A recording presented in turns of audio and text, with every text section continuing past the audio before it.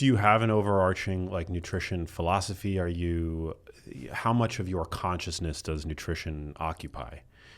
Very little. Very at little. this point. Yeah. I mean, I eat animal protein. I get it shipped to my house most times. If I'm out or traveling, I eat what's there.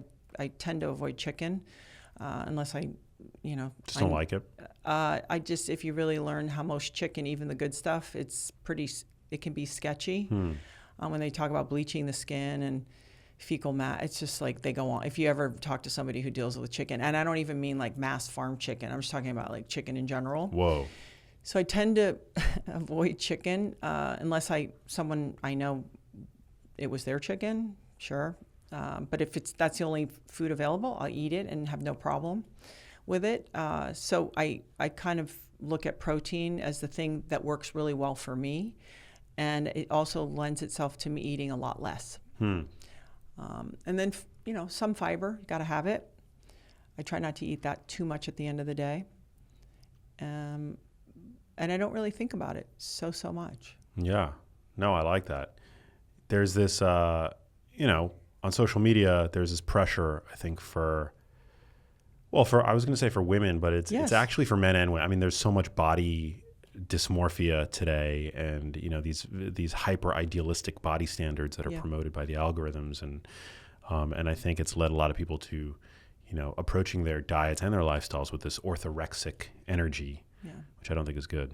I think not everybody, I think a lot of people are selling something. So they find a message, they lock and load, and they just keep hammering down on that message. So whether it's you need this much protein, you need to have the creatine, and all these things are good. I use them as North Stars. And I've been saying lately in the last 6 months about heading that way. I think a lot of people feel this pressure, like I'm supposed to hit every bullseye. And I am of the belief, just keep heading that way. Just try to get your protein. Do the best you can. Try, if you feel good and you've read enough stuff about creatine, try to get it in there. Your vitamin D, probably pretty important. Get it in there when you can.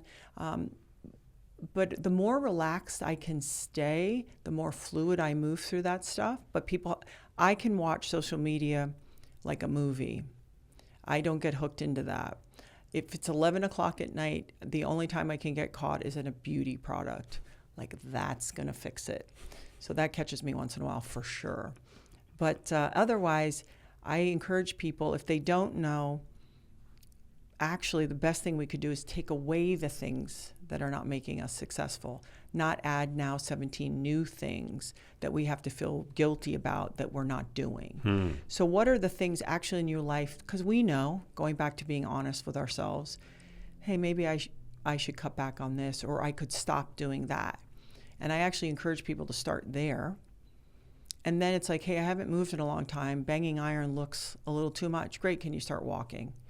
And sort of have this realistic approach to creating the practice so you can stick to it. And if you blow it one day, go like, you know what, that wasn't best.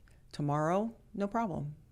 Yeah. Yeah. Totally. I love the, we provide templates, I think, as educators, but and a sense of heuristics that people can borrow, use, take it or leave it, to improve their lives. But yeah, I think it's just doing the best that you can in any given moment. Yeah. Dan Garner, he's a nutritionist, really, really talented. He works with Andy Galpin. And I quote this a lot. Dan Garner was giving a lecture that I was sitting in, and he said, listen, if you come across anyone and they talk about anything, nutrition, movement, in absolutes, he said, run the other way. Yeah. And I really appreciated that. And I would tend to consume information from someone like that more than I would from someone else. However, I have learned that people do like to be told what to do. And that, for me, I don't like to be told what to do. And so I also honor that some people need to go, these 5 things, these 10 ways, these 3 best exercises. Somehow that their brain goes, oh, okay, they're telling me what to do. So if that gets you to a better practice, great, whatever, like communication skills. But the thing that I feel is so important right now is take off your wearables. Don't rely on them.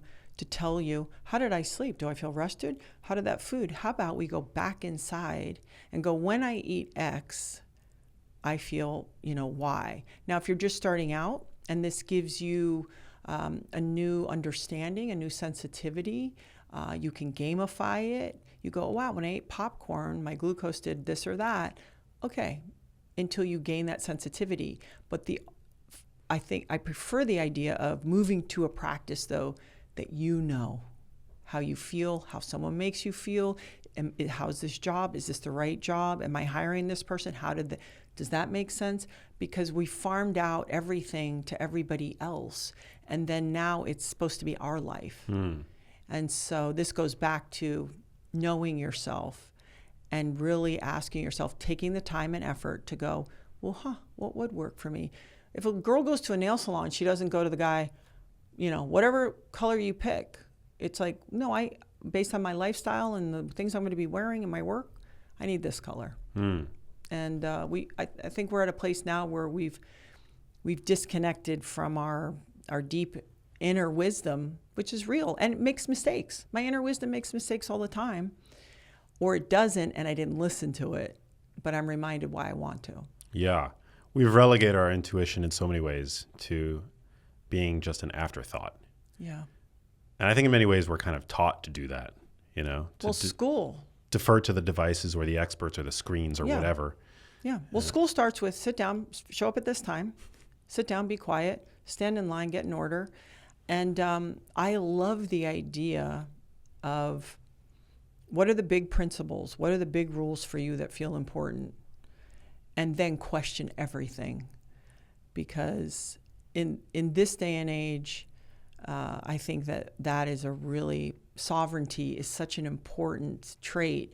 I've raised my children like this, and it is very annoying because then they push back on us as parents.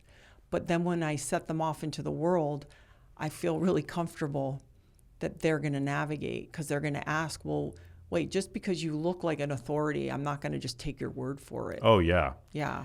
I'm not a parent. I would love to hear you, speak more to this. But that's why you look so relaxed and rested. Maybe that's what it is. Yeah, wait, buddy, wait. But I think it's really important to have a respect for authority, but not to fear questioning authority, and to not be a blind faith leader or follower, rather, of authority.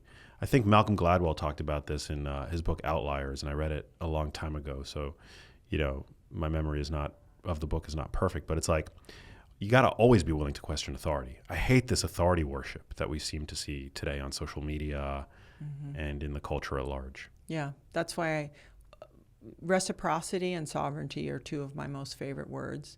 And we are members of a civilization, right? We're in agreement here. We're sort of stopping at red lights and, hey, we're going through the same doorway. No, you go first.